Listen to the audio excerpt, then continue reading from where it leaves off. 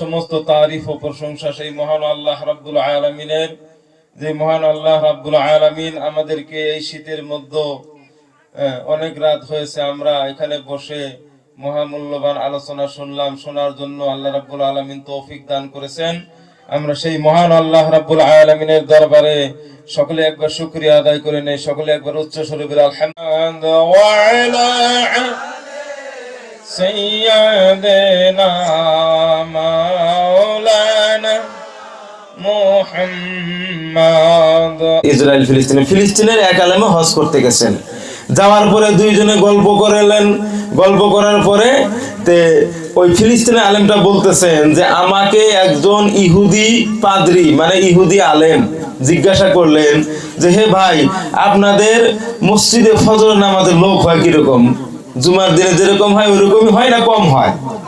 তখন ওই আলেমটা বললেন যে না ভাই, কই পাবে, জুমার দিনে যদি 100 জন হয় মসজিদে, আর এমনি ফজর নামাজে তো 5 জনই টানাটোনা, ইমাম মুয়াজ্জিনে তো যাওয়াই লাগে, না গেলে তো অসুবিধা আছে, মানে রাইজে রাখা হয়েছে তাদের তো যাওয়াই লাগবে। তখন ওই ইহুদি আলেমটা বলতেছেন যে ভাই বহুত দেরি আছে। কয় কেন? কয় কিয়ামতের বহুত দেরি আছে আর মুসলমানের বিজয়েরও বহুত দেরি আছে। চিন্তা করছেন, একজন ইহুদি আলেম বলতেছেন যে যেই দিন জুমার নামাজে যতগুলা মানুষ হবে আর প্রত্যেকদিন ফজরে কতটুকু মানুষ হবে, ওই দিন থেকে শুনে মুসলমানের বিজয় হবে, না হওয়া পর্যন্ত মুসলমানের দুর্দশা বাইরেই থাকবে। চিন্তা করছেন, ইহুদি আলেম বলতেছে। তাই আমরা বাড়ির নিকটে মসজিদ, আমরা সকলেই যেন আল্লাহ রাব্বুল আলামিন আমাদেরকে 5 ওয়াক্ত নামাজ পড়ার জন্য তৌফিক দান করেন, সকলে বলেন আমিন। আর একটা কথা মনে রাখবেন, আপনি আপনার ছেলে মেয়েদেরকে শেষ রাত্রে উঠাইতেছেন না। আমাদের তরিকার নিয়ম হইল শেষ রাতে উঠে আল্লাহকে ডাকা, ইয়া আল্লাহ ইয়া রহমান ইয়া রহিম, আজানেরও আগে, আজান দেওয়ার আগে উঠে ডাকা। কিন্তু বর্তমান জামানা এরকম হয়েছে, যখন আপনার ছেলের 20 বছর 21 বছর পার হইল, 20 বছর থেকে বিয়ার একটা হাওয়া আসে। কিন্তু ছেলে মানুষে যখন 20-21 পার হইলো, বিয়া শাদী করাইলেন, করানোর পরেই মানে কয় যে তখন একটা মানে আসা যায় যে আমরা বেগল হায়া খাই, মানে জুদা হায়া খাইলে বহুত কিছু, মানে দিনে যদি 500 টাকা হাজিরা করে খাইতে লাগবে 200, আর 300 টাকা করে ডেলি জমা। এই বুড়া বুড়ি কে পালে, তাই না? একটা আছে না, বাবা মার প্রতি একটা আছে যে তখন বাবা মা হয়ে যায় বোঝা। কতগুলা বস্তু মনে রাখবেন, আপনি যদি আপনার ছেলেকে শিক্ষা না দেন, আপনি যদি আপনার ছেলেকে শিক্ষা না দেন, ওই আপনার ছেলেও তাদের ছেলেপেলেকে শিক্ষা দেবে না, এরকম হয়েই থাকবে। কেননা এই যে মসজিদে তো ঘুমানো দূরের কথা।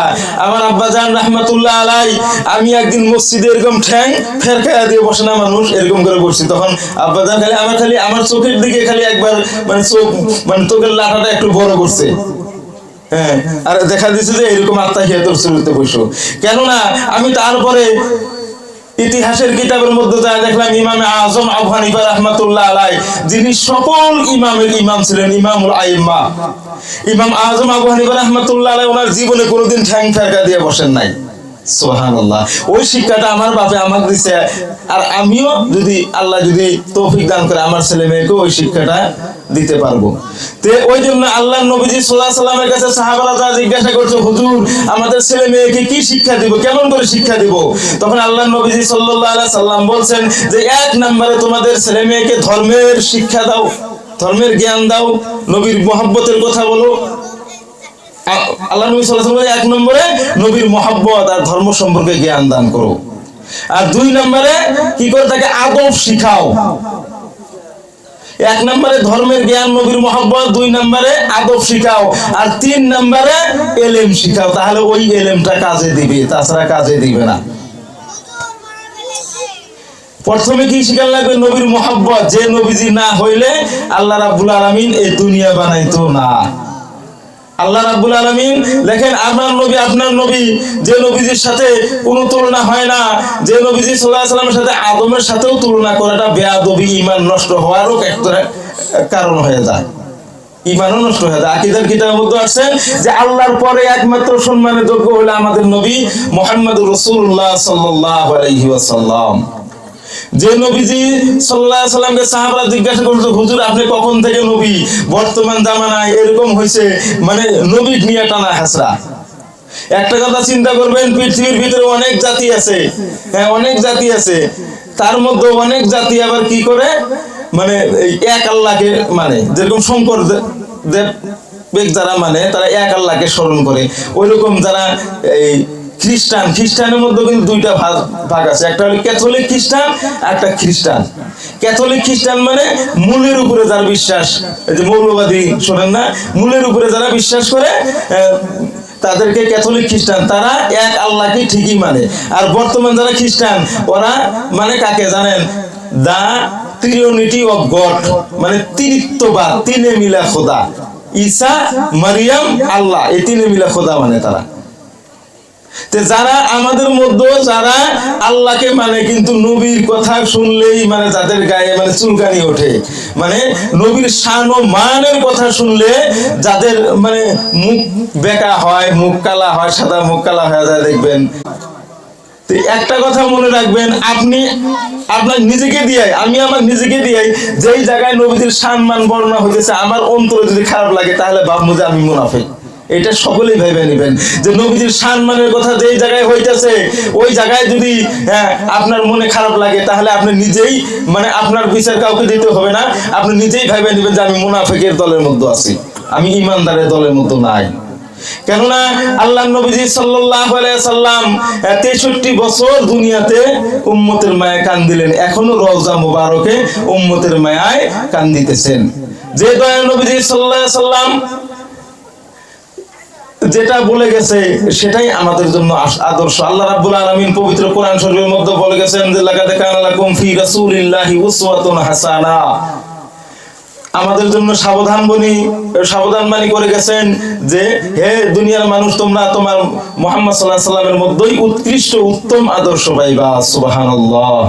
আপনি কোন আদর্শ চাইবেন? বাপ মায়ের প্রতি আদব, বাপ মায়ের প্রতি মহব্বত, বাপ মায়ের প্রতি যদি না থাকে, একটা কথা চিন্তা রাখবেন যে আমরা দুনিয়াতে আইছি কার মাধ্যমে? যে বাপ মায়ের মাধ্যমে। বাপ মায়ের মাধ্যমে আসি নাই, কিন্তু আমরাই যদি বলি নবী আমাদের মতো মানুষ, নবীর তো বাপ মা আসলো না গা। কিন্তু আল্লাহ নবীজি সাল্লাল্লাহু তাআলা আলাইহি ওয়াসাল্লাম যেভাবে ওনার মা আমিনা রাদিয়াল্লাহু তাআলা আনহার রহিম মোবারকে চলেছেন, রহিম মোবারকে গিয়েছেন, কিন্তু আমরা ওইভাবে যাই না। সুবহানাল্লাহ। নবীজির সাথে আমাদের সাথে কোনো বস্তু নিয়ে তুলনা করতে যাবেন না। কতগুলো বস্তু আছে যে আল্লাহ সম্পর্কে মানে চিন্তা চেতনা হয়, ওই ব্যক্তি লাহে লাহে নাস্তিকের দিকে ধাবিত হয়। মানে আল্লাহ সম্পর্কে যে যত চিন্তা ভাবনা করবে ততই মূর্খর দিকে ধাবিত হয়ে যাবে। আর আল্লাহর সৃষ্টি সম্পর্কে যে যত গবেষণা করবে, আল্লাহর সৃষ্টি জীব মাখলুকাতের সম্পর্কে যত গবেষণা করবে, ওই ব্যক্তি তত মানে উন্নত হয়ে যাবে, তার শান-মান আল্লাহ নিজে বাড়ায়া দেন। সুবহানাল্লাহ। আল্লাহর সাথে কারো তুলনা করা যাবে না, কিন্তু আমাদের নবী মুহাম্মদুর রাসূলুল্লাহ সাল্লাল্লাহু তাআলা আলাইহি ওয়াসাল্লামের সাথে আমাদের সাথে তুলনা করা যাবে না। আমি সংক্ষেপে কতগুলা কথা বলতেছি, আপনারা বুঝে নেবেন। যেরকম আমাদের বাবা মার বিবাহর পরে মিলনের ফলে আমরা মার গর্ভে গেছি, আল্লাহর নবীজি সাল্লাল্লাহু আলাইহি ওয়াসাল্লাম আমার নবী, আপনার নবী, কুল কায়নাতের নবী, ওনার মা বাবার যখন মা আমিনা রাদিয়াল্লাহু তাআলার সাথে বিবাহ হয়েছিলেন, ওনার বাবা শুধু কপালে একটা চুমা দিয়েছিলেন, চুমার থেকেই নবী গর্ভে। সুবহানাল্লাহ।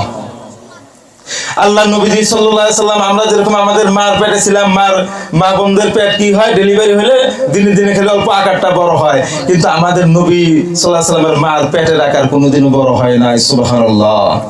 আর আমাদের নবীজি সাল্লাল্লাহু আলাইহি সাল্লামে যখন মার পেটে 1 মাস গেছেন, আদম আলাইহিস সালাম 2 মাস গেছেন, আরেকজন নবী এসে প্রত্যেক মাসে মাসে চাঁদে চাঁদে একজন করে নবী এসে মা আমিনাকে সালাম দিয়েছেন, মারহাবা মারহাবা মা আমিনা, তোমার পেটে যিনি আসতেছেন উনি হইবেন খাতামুন নবীন, রাহমাতুল্লাহ আলামিন, সাইয়্যিদুল মুরসালিন, এরকম করে একটা করে লকব দিয়ে গেছেন। সুবহানাল্লাহ।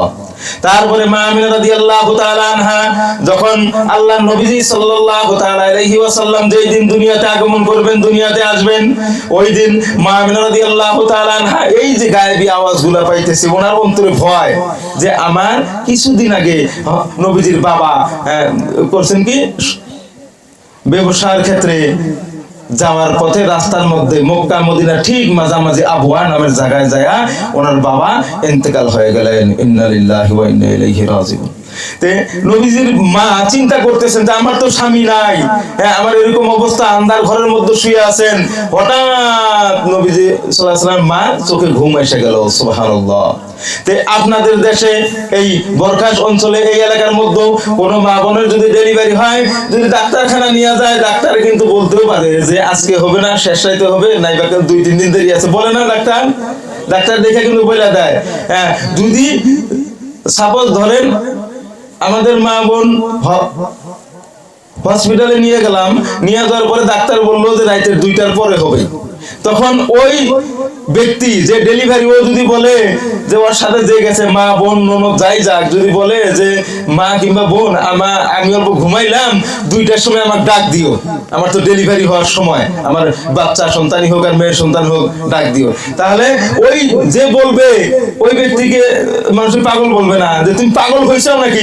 তোমার নিকটে যদি মুর্দাও যদি শুয়ে থাকে, তোমার প্রসব বেদনার শব্দে সেও তাজা হয়ে যাবে, সেও জাগ্রত হয়ে যাবে, ঘুমের মানুষও জাগ্রত হয়ে যাবে। কিন্তু আপনার নবী, আমার নবী সাইয়্যিদুল মুরসালিন সাল্লাল্লাহু আলাইহি সাল্লামের মা নবীজি দুনিয়াতে আসার আগে ঘুমায় গেলেন। সুবহানাল্লাহ। আর একটা কথা মনে রাখবেন, এই যে মা বাবা কি জিনিস, যার আছে সে বুঝবে না, যখন চলে যায় তখন শুনে বোঝা যায়, এটা মনে রাখবেন। মা বাবাকে যে বেশি দেখবে, তার ছেলে পেলেকে তাকেও কোনোদিন যে ভাত দিবে বলে ওইরকম ইতিহাসে নাই। আর পৃথিবীর ভিতরে যত ওলি আল্লাহ, যত হকপন্থী আলেম, হ্যাঁ যত হকপন্থী আলেম আছে, তারা মা বাবার কথা মতোই চলেছেন। দেখেন হযরত বায়েজিদ বুস্তামি রাহমাতুল্লাহ আলাইহি, এত বড় একজন আল্লাহর ওলি, উনিও ওনার মা খালি বলছিল যে বাবা এক গ্লাস পানি আনো, পানি আনতে গেছে, এসে দেখে যে মা ঘুমাইছে, ওই পানি নিয়ে সারা রাত দাঁড়ায় থাকছে, ঠান্ডার মধ্যে ই করছে। ওনার মায়ের দোয়ার বরকতে বায়েজিদ বুস্তামি আল্লাহর ওলি হয়ে গেছেন। একদিন বলছে যে বাবা ঠান্ডা বেশি আসতেছে, 2টা দরজা, একটা দরজা লাগায় দাও আর একটা খোলা রাখো। হ্যাঁ, লাগাবার যায়, এখন মাকে জিজ্ঞাসা করতে দেখছে মা ঘুমাইছে, এখন কোনটা লাগাবে কোনটা খোলা রাখবে, একটা লাগায় একটা খোলে। তাদের মা বাবার কি অনুগত্য। আল্লাহ নবীজি সাল্লাল্লাহু আলাইহি সাল্লাম যখন যেই দিন দুনিয়াতে আগমন করবেন, দুনিয়াতে আসবেন, আসার সময় মা আমিনা রাদিয়াল্লাহু আনহা ঘুমাইলেন, ঘুমে থেকে যখন চোখ মেললেন, মেলার সাথে সাথে দেখতেছেন আন্ধার ঘর আলোকে উজ্জ্বল হয়ে গেছে। সুবহানাল্লাহ। সাথে সাথে দেখতেছেন 4জন মহিলা, 4জন মহিলা এসে উপস্থিত ওই জায়গায়।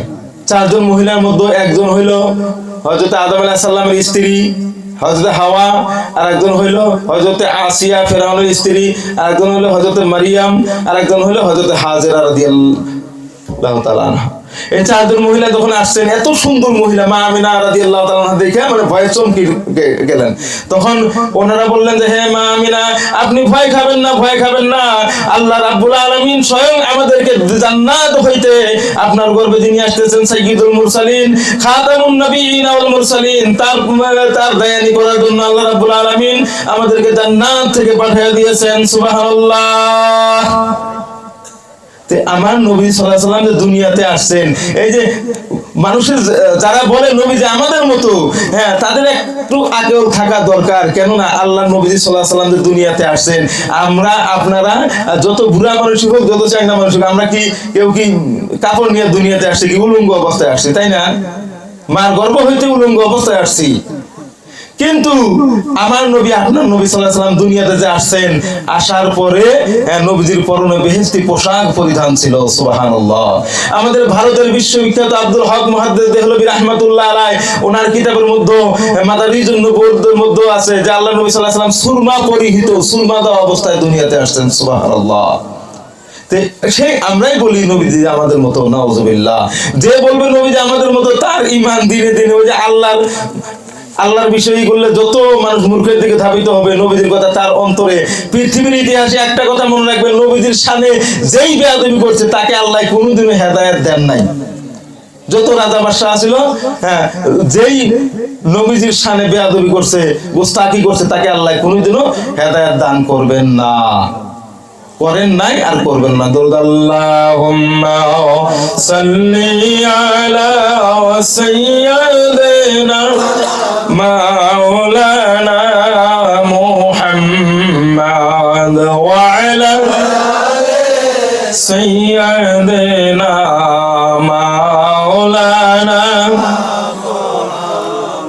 দেখেন আমার দয়া নবী সাল্লাল্লাহু আলাইহি ওয়াসাল্লাম থুথু মুবারকে, এই যে মুফতি সাহেব যে লেখছেন থুথুটাও মুবারক। আল্লাহ নবীজি সাল্লাল্লাহু আলাইহি ওয়াসাল্লাম যখন মক্কা থেকে মদিনা চলে গেলেন, মক্কা থেকে বড় বড় কাফেরের লিডাররা একটা মানে সিআইডি পাঠিয়ে দিলেন, যা দেখো আমরা তো নবীজিকে এখান থেকে পাঠাইলাম, মদিনার মানুষ কিরকমই করে। ও আয়েশা তাদেরকে বলছে যে ওয়াল্লাহি কিসরা ওয়াল কাইসার, আমি কিসরা রোম পারস্য সম্রাট দেখছি, তাদেরকে তার জনগণ তার সৈন্য সামন্ত যেরকম ভক্তি শ্রদ্ধা না করে, কিন্তু মদিনাতুল মুনাওয়ারা শরীফে আল্লাহ নবী সাল্লাল্লাহু আলাইহি ওয়াসাল্লাম যে রাজত্ব কায়েম করেছেন, তখন বলছেন কি দেখলা তুমি? ওই যে আল্লাহ নবী সাল্লাল্লাহু আলাইহি ওয়াসাল্লাম রাস্তা দিয়ে হাঁটতে যখন থুতু সেট ফালায় কাশ ফালায়, ওইটা কোনোদিন জমিনে পড়ে না, ওটার সঙ্গে সঙ্গে সাহাবারা নিয়ে হয় খায়া ফেলায়, হয় মুখে মুসাহ করে নেয়। সুবহানাল্লাহ। কিন্তু আপনার থুতু অন্যজনে খায়, হয় তার বমি হবে না, কলেরা হবে, তাই না? কিন্তু আল্লাহ নবী সাল্লাল্লাহু আলাইহি ওয়াসাল্লামের পেশাবটাও মুবারক, রক্তটাও মুবারক ছিলেন। নবীদের রক্ত মুবারকও সাহাবারা পাগলের মতো হয়ে পান করে ফেলেছিলেন। সুবহানাল্লাহ। নবীজির পেশাবটাও মুবারক, নবীজির পায়খানাটাও মুবারক। মানুষের সবচেয়ে খারাপ বস্তু কি? পায়খানা না? কিন্তু আল্লাহ নবী সাল্লাল্লাহু আলাইহি ওয়াসাল্লাম পায়খানাটাও মুবারক ছিলেন। আল্লাহ নবী সাল্লাল্লাহু আলাইহি ওয়াসাল্লাম আয়েশা সিদ্দিকা রাদিয়াল্লাহু আনহাকে বললেন যে হে আয়েশা, তুমি কি আমাকে তোমাদের মতোই মানুষ মনে করো? চিন্তা করছেন? তুমি কি আমাকে তোমাদের মতোই মানুষ মনে করো? সাধারণ মানুষ পেশাব পায়খানা করলে ওইটা কি হয়? আর আল্লাহ নবী সাল্লাল্লাহু আলাইহি ওয়াসাল্লাম বলতে আমি যখন পেশাব পায়খানা করি সঙ্গে সঙ্গে জমিনে বরকতের জন্য খায়া ফেলায়। সুবহানাল্লাহ। আর আপনি আমি যে কোনো জায়গায় যায়, রাস্তাঘাটে যায়, পায়খানা করে দিয়ে আসি, শুকায় আর শুটকি হয়ে যাবো, কুত্তাও খাবো না। খাবা? কুত্তাও কিন্তু পায়খানা খাবো না। কিন্তু ওই মানুষই আবার বলতেছে নবীজি আমাদের মতো মানুষ। নাউজুবিল্লাহ। নবীজিকে নবীর মতোই, নবীজিকে যদি চিনতে ভুল করেন মানতেও ভুল হয়ে যাবে। নবীজিকে আগে চেনা লাগবে। যে নবীজি সাল্লাল্লাহু আলাইহি ওয়াসাল্লামে না চেনা পর্যন্ত, হযরত আলী রাদিয়াল্লাহু তাআলা আনহু বলেন যে মান আরাফা নাফসাহু ফাকাদ আরাফা রাব্বাহু, যে ব্যক্তি নিজেকে নিজে চিনতে পারলো ওই ব্যক্তি আল্লাহকেও চিনতে পারবে। পাঠাইছে আমরা দুনিয়াতে এসে কি করি? আমরা খালি নিয়ে ব্যস্ত। বিশেষ করে আপনারা নামাজ পড়বেন আর মসজিদের মধ্যে আদবের সাথে থাকবেন, বেআদবে থাকবেন না। কেননা তরিকতের একটা ভাষা আছে যে আদবে আউলিয়া। যদি আপনি আদবে চলতে পারেন, আপনি আউলিয়ার দরজা পর্যন্ত পৌঁছতে পারবেন। আর বেআদবে শয়তান, আর যারা বেআদবের রাস্তায় চলবে তাদের পাশে মানে শয়তান সবসময় পিছু লাগাই থাকবে। যখন বেআদবের সীমানা এগুলো উচ্চ মর্যাদা সম্পন্ন হয়ে যাবে বেআদব, তার পাশে ইবলিশ শয়তানও যায় না। ইবলিশ শয়তান দেখে যে এর পাশে আমার যাওয়ার দরকার নাই, আমি গেলেও যেতটুকু করবো, না গেলেও ততটুকুই করবো। তো ওই জন্য আগে নিজের ছেলে মেয়েকে কি করবেন? শিক্ষা দিবেন নবীর মহাব্বত, তারপরে আদব, তারপরে এলেম দেন। নইলে কিন্তু এলেম যদি আগে দিচ্ছেন, হ্যাঁ, ওই ছেলে কোনোদিনও আদব শিখতে পারবে না, আর নবীর প্রতি মহাব্বত তার অন্তরে হবে না।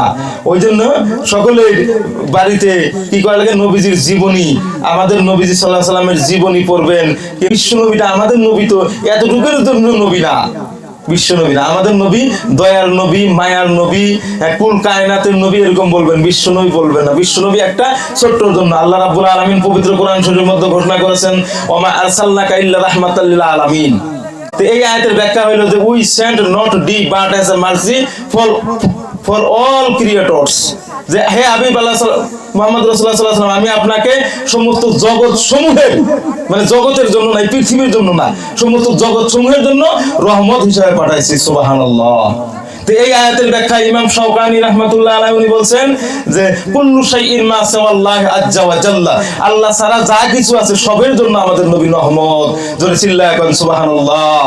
তে আমরা সেই নবীর প্রতি, যে নবীকে সৃষ্টি না করলে আল্লাহ রাব্বুল আলামিন কুল কায়নাত কিছুই সৃষ্টি করিতেন না, যে নবীজি সাল্লাল্লাহু আলাইহি সাল্লাম দুনিয়াতে যখন আসছিলেন, মা আমিনা রাদিয়াল্লাহু তাআলা আনহা দেখছেন শত শত মাইল দূরে শাম দেশের প্রাসাদগুলো মা আমিনা দেখতে পেয়েছেন নবীর নূরের জ্যোতিতে। তে আমরা আসেন, আমরা সেই নবীর প্রতি সকলেই মহব্বতে দরুদ ও সালাম পাঠ করি।